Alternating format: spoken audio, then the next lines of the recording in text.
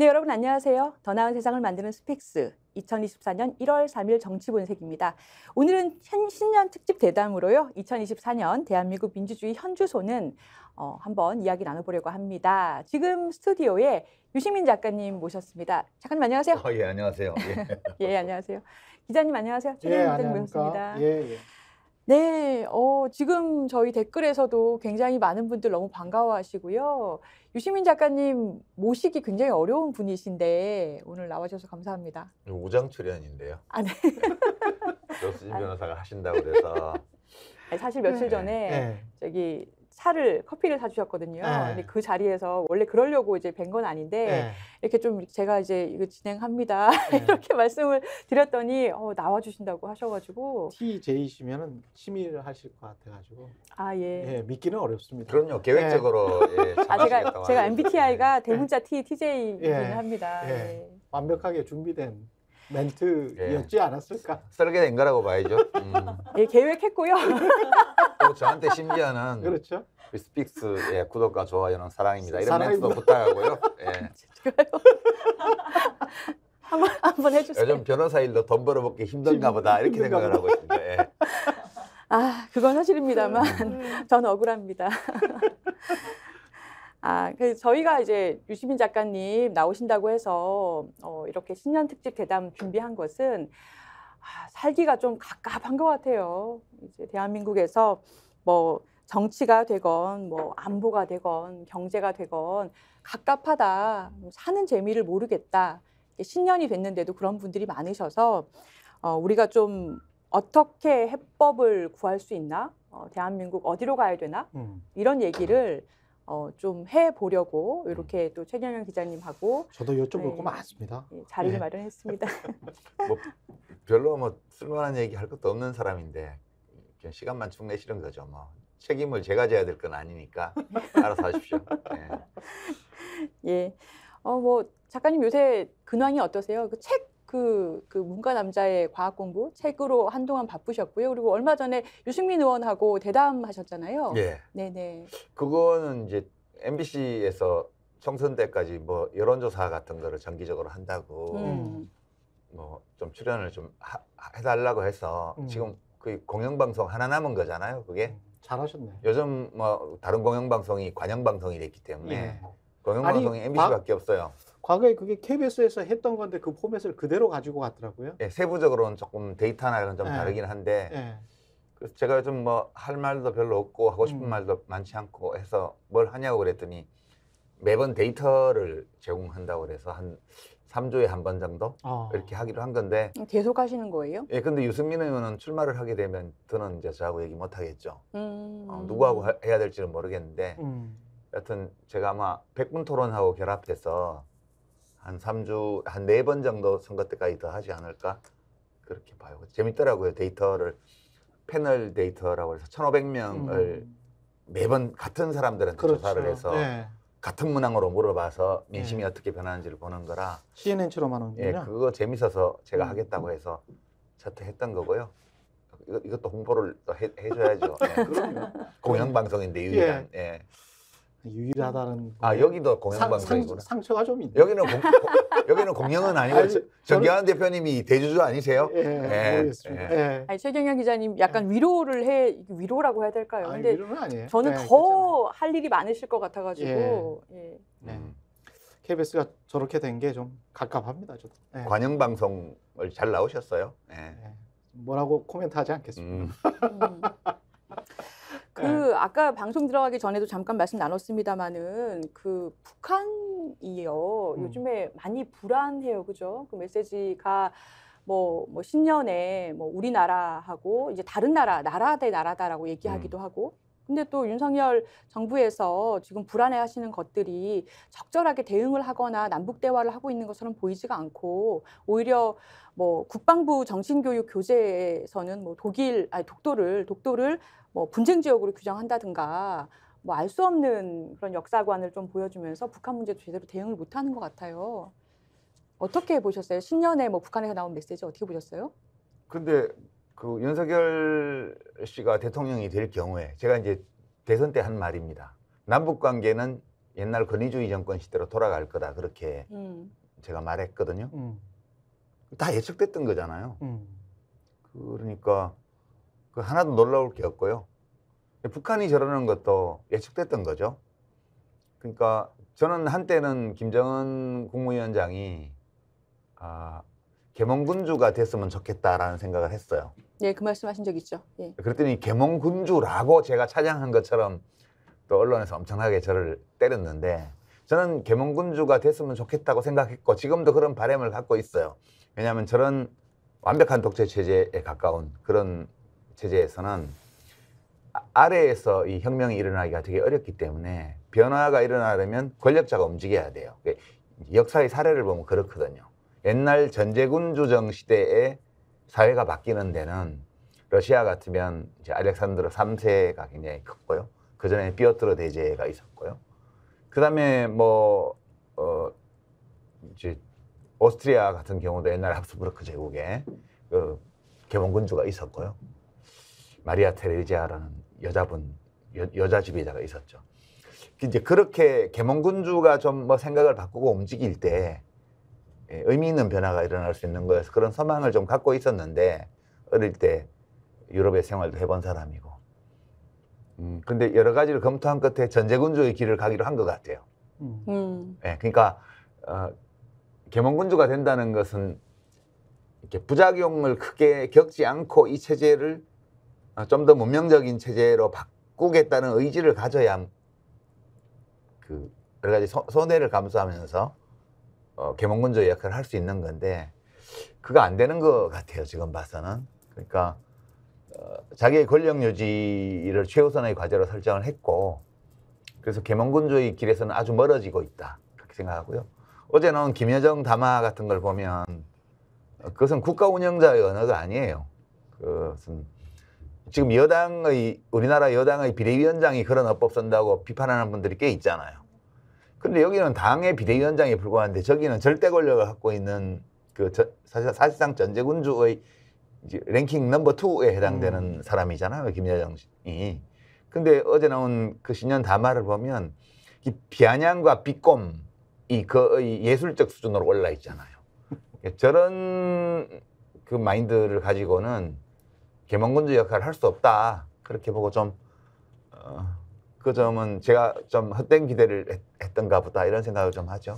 그 윤석열 대통령의 대북 정책에 관해서 NK뉴스라는 곳에서 이게 평가할 만하냐라고 물어보니까 한 58%가 부정적이다, 효율적이지 않았다 이런 이제 보도가 나왔더라고요. NK뉴스 같은 경우는 사실은 상당히 이제 보수적인 매체인데 전 세계 한 450개 전문가들 중에서 한 100여 명한테 응답을 받아가지고 한 58%가 그 응답자들도 한 58%가 효율적이지 않다 이렇게 나왔는데 그 중에서 아주 눈에 띄는 응답이 왜 효율적이지 않냐면 바뀌든 안 바뀌든 한국의 정권이 바뀌든 안 바뀌든 북한은 똑같이 행동할 것이기 때문에 뭐라고 평가하기도 힘들다. 효율적인지 안 효율적인지 58%는 효율적이지 않다라고 이야기를 했는데 그래서 저는 그런 생각이 가끔 드는 거예요. 네. 만약에 또 민주정권으로 바뀌면 북한을 얼만큼 변화시킬 수 있을까? 그 5년 동안에.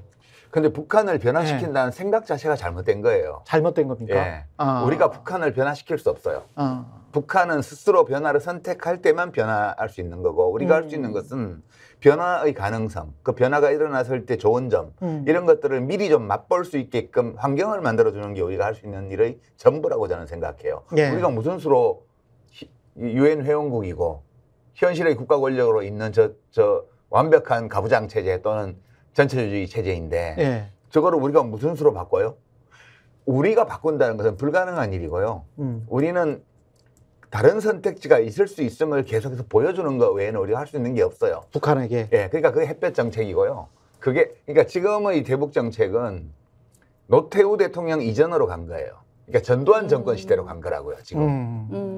그러니까 무슨 박근혜 시대, 이명박 시대로 간 게 아니고 전두환 시대로 갔습니다, 정확하게. 그러니까 노태우 대통령이 1990년, 91년 그 체제 전환기 냉전 시대가 끝나갈 무렵에 유엔 연설에서 일방적으로 우리 전술 핵무기 폐기 입장을 밝히고 북한하고 대화하겠다고 얘기를 하고 그렇게 하면서 남북 기본 합의서 1991년도에 채택한 거기까지 갔잖아요.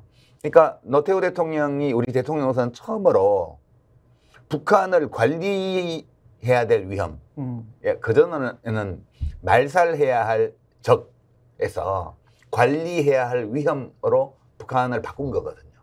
지금 윤석열 정부가 하고 있는 거는 그 전두환 시대로 간 거예요, 지금. 그리고 그 사고방식이 전두환하고 똑같아요. 북한 문제를 바라보는, 한반도 문제를 바라보는 이 시야, 국제정세를 바라보는 시야가 그 40년 전 냉전 시대에 그걸 그냥 갖고 있고요. 그러니까 당연한 거죠. 예, 이렇게 가는 게. 근데 저는 이런 그 과거에 이제 박근혜 정부도 한 번은 처음에 초기에는 뭐 유화적인 정책을 취하는 것 같다가 나중에 좀 바뀌었잖아요. 네. 근데 그때도 KBS를 비롯해서 언론사들이 정부의 정책이 특히 대북 관계에 관련해서 바뀌면 또는 강경 정책으로 가면 그렇게 가야 평화를 이룰 수 있다라는 그 일직선적인 그 논리 있지 않습니까? 거기에 관해서 반박이 거의 없이 그냥 쭉 그냥 따라가면서 실제로 외국 언론은 저러다 전쟁 나면 큰일 나는 거 아니야? 저기 핵이 뭐 20, 30개에서 100개까지 있다는데 북한이 뭐 이런 거를 계속 기사에 써주거든요. 근데 한국은 핵전쟁의 위협이랄지 실제 전쟁이 일어나면 얼마나 피해가 클지에 관한 것들은 갑자기 사라져버리는 거예요, 언론에서. 희한하게 보수정부에서 강경 정책만 나오면 쥐죽듯이 조용한데 그거를 저도 언론인 생활 28년 했습니다마는 왜 계속 이렇게 반복되는 패턴이 나오는지 그거는 어떻게 보십니까? 우리가 뭔가에 마취돼 있습니까? 아니 뭐 마취됐다고 말할 건 없고요. 예. 그냥 그게 옳다고 믿는 사람들이 한 반쯤 있는 거죠, 우리나라에. 아, 강경 정책밖에 답이 없다? 예. 그걸 믿는 사람이 반쯤은 되기 때문에 그런 주장을 하는 정당의 표를 반쯤 주잖아요. 그러니까 이게 뭐 이렇게 처칠이 이 말을 했다고 하기도 하고 뭐 원래 볼테르 말이라고 하기도 하고 또는 뭐 그 전에 뭐 볼테르가 또 누구 말을 갖고 온 거라는 얘기도 있고 그러는데 그런 말이 있어요. 이제 유럽 이렇게 현대적인 속담인데 모든 민주주의는 자기 수준에 맞는 정부를 가진다. 모든 민주주의는 씁쓸하네요. 자기 수준에 맞는 정부를 가진다. 그러니까 여기서 민주주의가 중요하고요. 독재 권위주의 체제에서는 그 국민의 요구나 수준과 다른 정부가 쓸 수 있어요. 아까 말씀하신 것처럼 계몽군주도 있을 수 있고 전제군주도 있을 수 있고 그걸 넘어서는 지배자도 나올 수 있고 세종대왕도 나올 수 있고 세종대왕도 나오고 선조도 나오고 그러는 거예요. 그렇죠. 그런 것처럼 근데 민주주의를 하는 나라에서는 모든 정부가 그 민주주의의 수준을 보여준다는 거예요. 그럼 그 민주주의의 수준은 누가 결정하냐?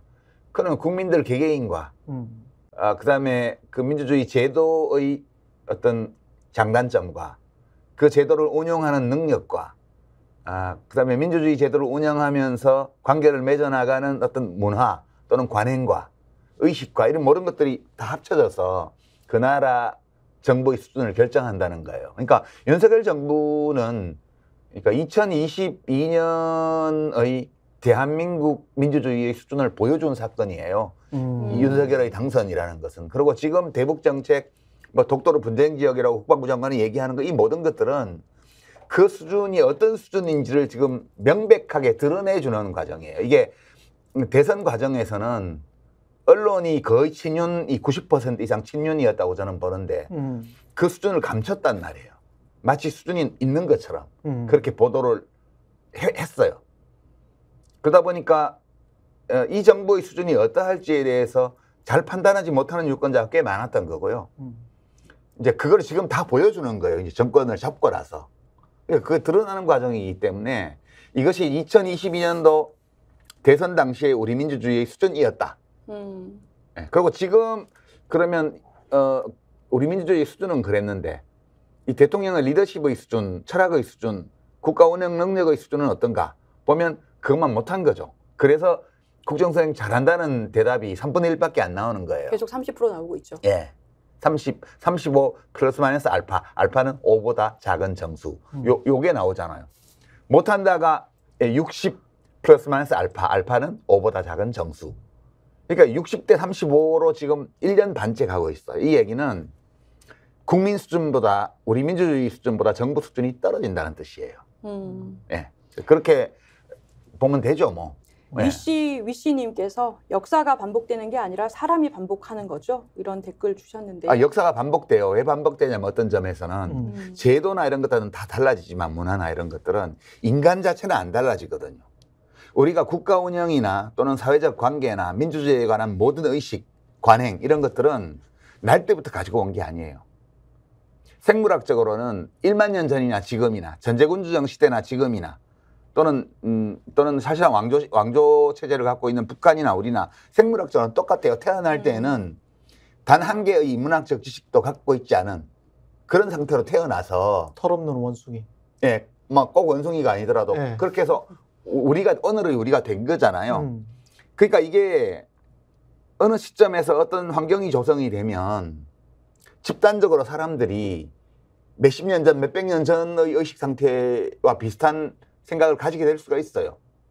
그래서 이게 이제 학습, 교육, 뭐 토론, 그다음에 정보 유통 이런 것들이 중요한 거예요. 이게 제대로 안 되면 그러면 왕조 시대로도 돌아갈 수 있고요. 독재 권위주의 체제 시대로 돌아갈 수 있는 거죠, 지금. 지금 남북 관계에서 긴장이 굉장히 높아지는 건 사실인 거죠. 아까 최경영 기자님께서는 어쨌거나 이제 뭐 외신에서 봤던 시각이라든지 그 실제와 좀 다를 수도 있다고 얘기를 해주셨는데 국민들이 느끼는 불안감은 그 북한에서 또 뭐 조선일보 일면에 계속 나는 것이 뭐 새해에 어떤 일이 생긴다라든지 뭐 총선 전에 뭐 도발할 것이다. 또 최근에 그 윤여정 북한 노동당 중앙위원회 부부장이 김여정. 죄송합니다. 윤여정 윤석열, 예, 윤석열과 같이 배우입니다. 봐서 예. 윤석열 대통령과 같이 보다가 윤석열 대통령의 신년사 김여정님께 사과드립니다. 보실지 스픽스 보시는지 모르겠습니다만 윤석열 대통령 신년사에 대해서 뭐 안보 불안이 대한민국의 일상사가 된 것은 전적으로 윤석열 대통령의 공로다라고 하면서 근데 굉장히 원색적으로 윤석열 대통령을 비난했는데 윤석열 대통령의 적대적인 태도가 자신들의 군비 증강을 정당화하는 명분이 됐다. 그러면서 문재인 전 대통령하고 비교를 막 했어요. 그 문 대통령처럼 문 대통령이 영특해서 굉장히 대하기가 어려웠다. 그러니까 입에는 꿀 바르고 속에는 칼을 품은 사람이었다. 이게 지금 문재인 대통령에 대한 평가 아니에요. 네. 그동안에 우리 핵전력 발전도 못 시키고 그것 때문에. 이게 욕하는 겁니까? 칭찬하는 겁니까? 제가 그게 좀 헷갈리더라고요. 자기들도 갈팡질팡하고 있어요. 아, 갈팡질팡. 예. 그 북측도 지금 북한의 권력자들도 좀 갈팡질팡하는 것 같고요. 인간이라는 게 원래 이렇게 갈팡질팡하는 존재예요. 무슨 절대 권력자라고 해가지고 별 것 같습니까? 우리 뭐 남조선 최고 존엄이 요즘은 뭐 김건희 씨라는데 김건희 특검법이라는 말을 입에 못 올려가지고 도이치 모터스 특검법이라고 그러잖아요. 네, 맞아요. 집권당의 대표가요. 비대위원장이. 이런 거를 최고 존엄이라 하는 거예요. 그러니까 사실 뭔 얘기하라고 이렇게 했지. 여하튼 지금 윤석열 대통령도 별 사람 아니에요. 근데 문재인 대통령의 그 과거 정부와 지금 정부를 비교를 해보면 그 외신에서도 계속 그 이야기를 합니다만은 한국이 주도권을 가지고 있었던 남북 관계하고 미국만 쳐다보고 있는 남북 관계하고는 완전히 다르거든요. 근데 윤석열 정부에서 완전히 미국만 쳐다보고 있는 남북 관계가 돼버렸고 북한 같은 경우는 저렇게 하다가 총선 그리고 미국 대선 때 대선 전에 한두 번 뭐 어떻게 도발을 해서 잘 해가지고 이제 트럼프가 되면 트럼프가 또 우리를 어떻게 좀 해줄 수도 있을 것 같아라는 미국만 쳐다보는. 근데 이제 문재인 대통령 때 같은 경우는 트럼프도 기분 나빠할 만큼 한국이 주도적으로 뭔가를 하려고 했고 거기에서 세계 무대에서 좀 노벨상 줘야 되는 거 아니야? 뭐 이런 이야기까지 나왔었잖아요. 근데 이게 지금 한국 주도적인 남북 관계를 이끌 생각을 전혀 못하고 정치고 경제고 대북 관계고 전부 미국한테만 세계 경제가 뭐 어떻게 돌아서면 이렇게 생각하는 정부가 이게 진짜 국가 주권을 가지고 있는 정부인가 싶을 정도로 좀 한심스러운 거죠. 그게. 아니, 그렇게 생각하는 국민이 반은 된다니까요. 아, 미국만 바라봐야 네. 된다? 예. 왜냐하면 거의 모든 9%의 언론이 예. 그렇게 지금까지 60년 동안 주장을 해왔고 70년 동안. 미국 바라기로? 예. 지금도 그렇게 얘기를 하고 있잖아요. 그러니까 자기 스스로 생각하는 사람은 이걸 벗어날 수가 있는데 예. 스스로 생각하는 힘이 약한 사람들은 그걸 받아들일 수밖에 없는 거예요. 만약 우리 대한민국이 망하지 않겠지만 만약에 망한다면 그 책임은 팔할은 예, 그 언론에 있다고 저는 봐요. 대한민국 안 망합니다. 저는 안 망한다고 보는데 그래도 만에 하나 뭐 사람 일이라는 건 미래라는 걸 알 수가 없으니까 만약 나라가 정말로 망해버린다면 그 팔할은 예, 소위 말하는 언론 책임이다. 자기들 말로 레거시 언론이라고 말하는 사형 언론 또는 관영 언론으로 전락해버린 공영 언론의 종사자들 이런 사람들이 책임져야 될 일이라고 저는 봐요. 그러니까 이건 논리적으로 뭐를 토론을 하면 금방 답이 나오는 문제인데 예. 예컨대 윤석열 대통령이 저렇게 미국 중심으로 가는 거는 그게 전두환 시대예요. 그게 전두환 정권이 서울의 봄에 보면 뭐 요즘 그 영화를 보고 뭐 소수고 뭐 힘이 부족하고 불리한 상황에 있어도 똘똘 뭉쳐갖고 지혜를 발휘하면 승리할 수 있다는 교훈을 발견했다는 그런 뭐 서울대 에브리타임 그걸 뭐 이게 싫어하냐 사람들이 그런다는데 진짜 싫어하죠 그게. 이제 근데 그렇게 볼 수도 있어요. 사람이라는 거는 불가능이 없는 존재이기 때문에. 그 농담으로 썼을까? 아니 진심으로 썼겠죠. 진심으로 썼을까요? 예. 거기서 그런 교훈을 끌어낼 수도 있는 거예요. 예. 근데 전두환이 김대중을 못 죽이잖아요. 못 죽여요. 왜? 미국에서 못 죽이게 하니까. 그래서 김대중 내라는 뭐 사건을 조작해서 감옥에 가둬놓고 사형 선고했다가 미국으로 망명을 보내주잖아요. 가서 뭐 레이건 대통령도 만나고 방미해서 좀 폼 잡는 대가로. 이제 그게 그 냉전 시대에 우리가 미국 중심의 진영에 오랫동안 살아오면서 익혔던 생존술이거든요. 지금 윤석열 대통령은 그거를 갖고 있는 거예요. 그리고 그거를 잘한다고 생각하는 국민이 3명에 1명은 돼요. 야, 그렇지. 콘크리트. 예. 예. 막 콘크리트까지는 아니고요. 그지? 그냥 예. 아니 근데 최경영 기자님, 트럼프가 재집권할 가능성이 상당히 있다고 하잖아요. 그런데 그게 과연 우리 정부한테 도움이 될까요? 우리나라에 도움이 될까요? 근데 그 모험주의적인 성향을 가진 분들은 차라리 이럴 바에야 바이든이 자꾸 이제 동맹국들을 이용해서 본인들의 이익만, 미국의 이익만 취하잖아요. 바이든이 너무 졸렬하죠. 예. 그럴 바에야 트럼프처럼 미국의 고립주의를 선택을 하더라도 스스로 고립하는 그런 트럼프, 그리고 막 나가는 트럼프가 혹시 또 실수해서 우리한테 도움이 될지도 모른다는 일말의 어떤 그 기대?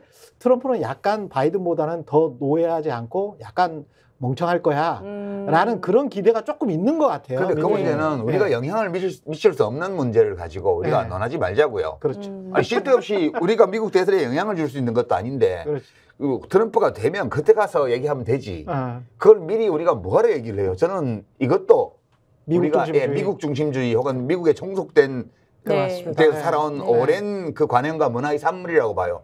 아니 우리가 영향을 미칠 수 있는 것만 논의해도 바빠요 지금. 맞습니다. 예. 그러니까 미국에 뭐 트럼프가 되건 바이든이 또 되건 뭐 공화당에서 지금 헤일리라는 여성 후보가 지금 뭐 돌풍을 일으키고 있다는데 그 사람이 되든 그건 되고 나서 우리가 얘기를 하면 되는 거지. 그게 뭐 누가 될까 가지고 100번 얘기해봐야 무슨 의미가 있겠어요? 우리 모두가 어떻게 보면 예, 열심히 살아야. 예, 냉전의 산물이에요. 우리 세대도. 우리 머릿속이.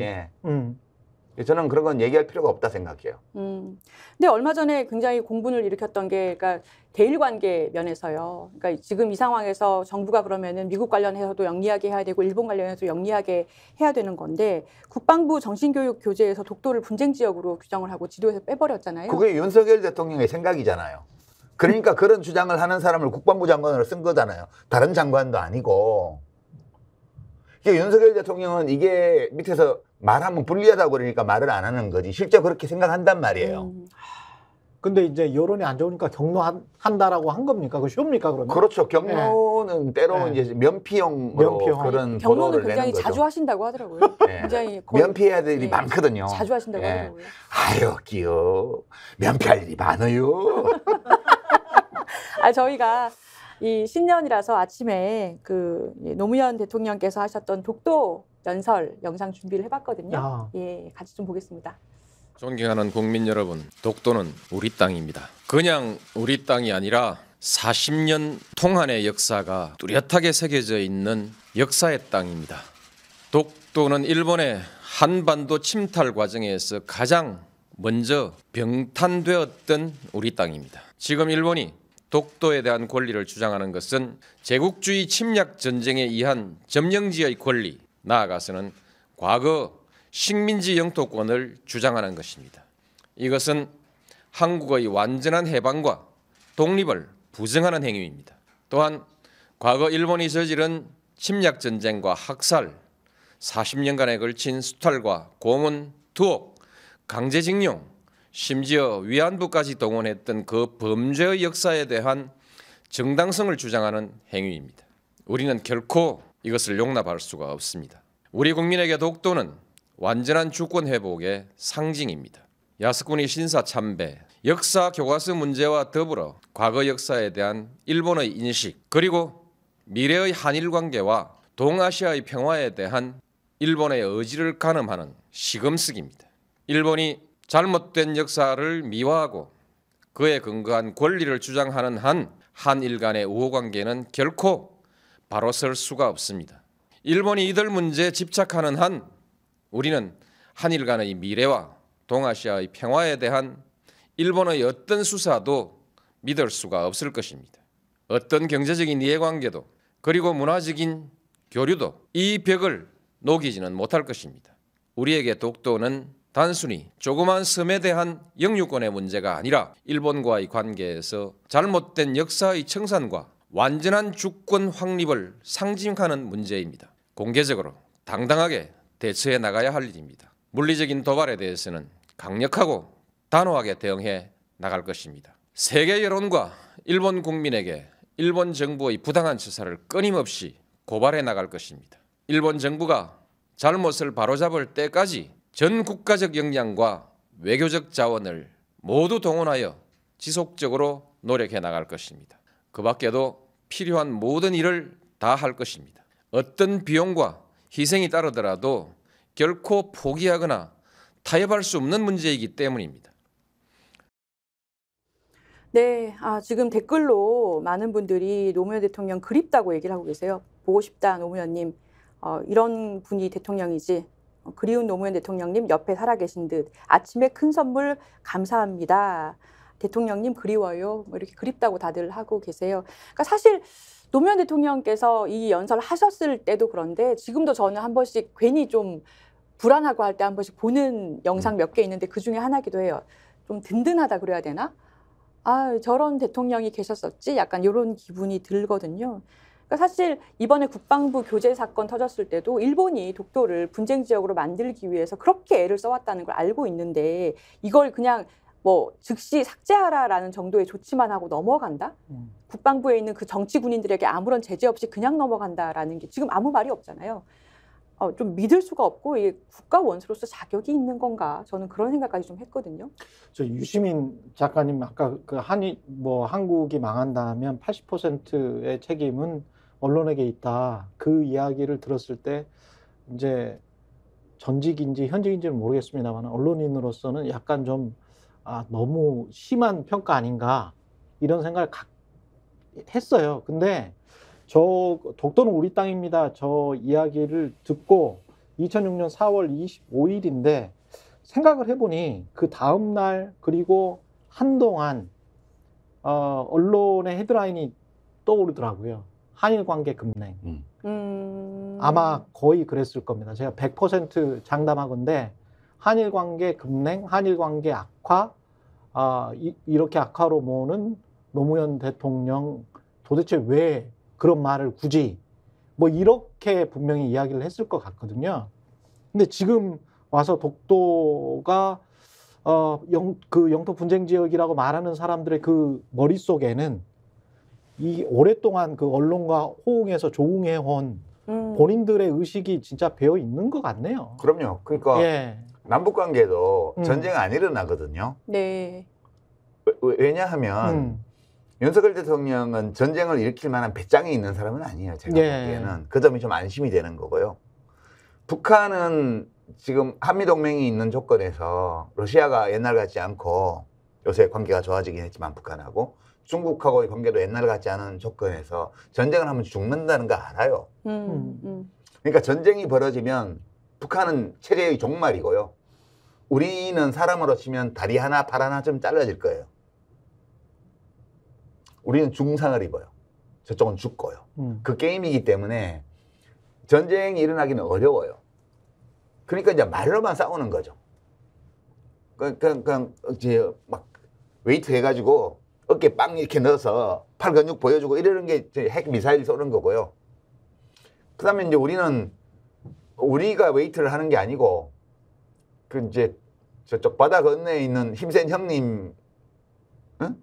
그 형님하고 같이 한 바퀴 도는 거예요. 이렇게 이 방식으로 대입하고 있어서 무슨 당장 뭐 전쟁이 일어난다 그런 거 아니라고 보고요. 남북이 각각 네. 냉전 시대에 그랬던 것처럼 자기 길을 가는 거예요. 그냥 그런 거고요. 새로운 거 아니에요. 이거 한일 관계도 그냥 이거는 박정희 전두환 시대의 한일 관계예요. 그냥 뭐 교과서 문제 나오면 관제 데모해서 쇼 좀 하고 그러고 뒤로는 같이 술도 먹고 잘 지내는 거고 그런 거잖아요. 이제 그 의식인데 지금 문제는 이제 한국이 옛날의 한국이 아니잖아요. 국력이 일본하고 한국의 국력의 차이가 옛날 같으면 냉전 시대 같으면 차이가 크게 났는데 지금은 한국 국력이 엄청나게 그동안에 커져가지고 일본하고 거의 맞먹는 수준 가까이 왔단 말이에요. 그러니까 일본은 한국을 못 봐주는 거예요. 옛날에는 아우 저 가난한 나라, 옛날 우리 식민지, 뭐 쟤들이 그냥 열등감 때문에 소리 빡빡 지르는 거니까 크게 신경 쓰지 마.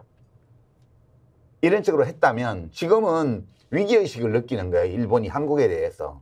그래서 옛날처럼 못하고 독도도 우리 거야. 그 다음에 뭐 수출 규제도 하고 때로 무릎 꿇리려고 그러는 거예요.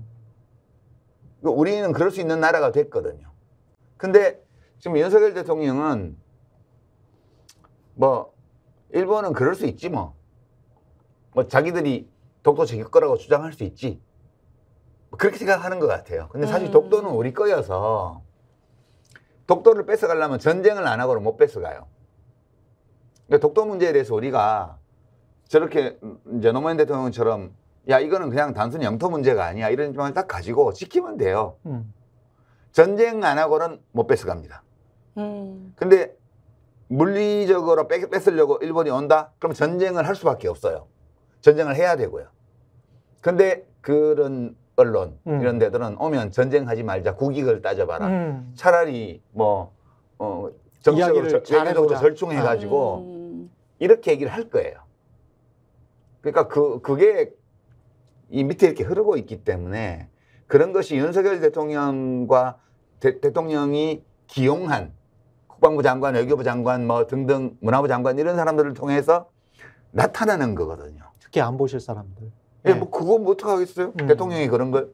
그렇지만 독도를 뺏길 일은 없어요. 그 전쟁 안 하고 독도를 내주지는 못해요. 예, 그러니까 저는 그 문제도 여유 있게 보면 돼요. 우리 대통령이 쓸데없는 짓을 하는구나. 네. 예, 그렇게. 자, 작가님. 좀 위로가 되십니까? 2024년도에 독도 뺏기지 않아요.